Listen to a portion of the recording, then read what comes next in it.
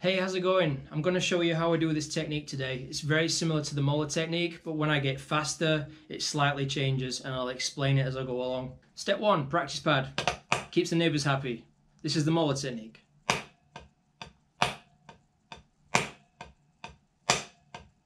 This is the molar technique, very slow. When you speed it up a bit, you can see that the hand is doing mostly one motion, like this.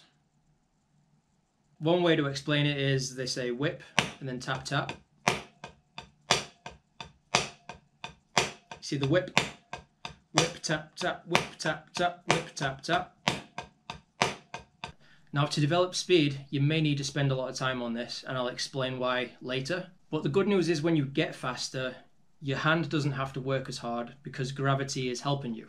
Yes, science! What I mean by that is if you have a fake twirl, for instance, my hand is having to do all the work to do it slow. And then as you get faster, gravity starts to help. And then the stick and gravity is doing all the work and my hand is just doing this.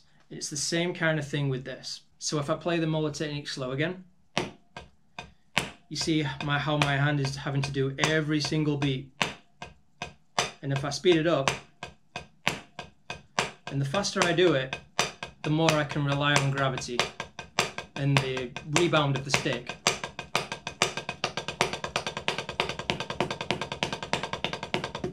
And eventually my hand is just rocking. I'm not doing all of the hits. And some people would say this is cheating, or they'll say things like this. No, there's no way that's correct.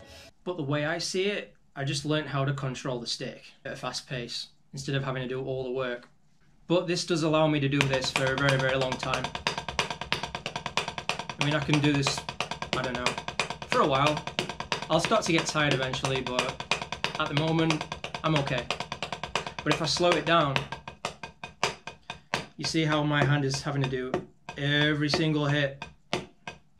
That's because I'm purely relying mostly on my hand to do all the work, like the stick twirl I just showed you. But if I speed it up, and the reason you want to do this for a while is because you're going to get to know how the stick works with gravity and with the pad. And once you get to know that, you can develop your technique and control the stick without having to do all the work. So when I speed it up, my technique changes slightly.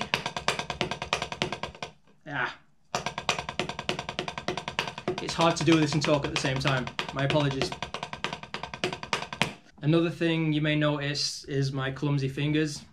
And yep, I get criticised for that, but I'm sorry, I can't help it. And I've tried to do it without doing that. And then I'm thinking, why do my fingers do that? What I'm noticing is they help me with the whip a little bit. So it's kind of like a little bit of a push-pull involved in there as well. So the whole thing, you see how they're helping with that downbeat, that accent.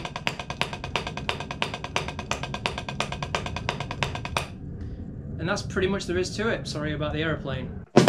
So if you think this technique is crazy, then just wait until I talk about my right hand technique. And here's the video. If it's not there, I haven't made it yet, but I will.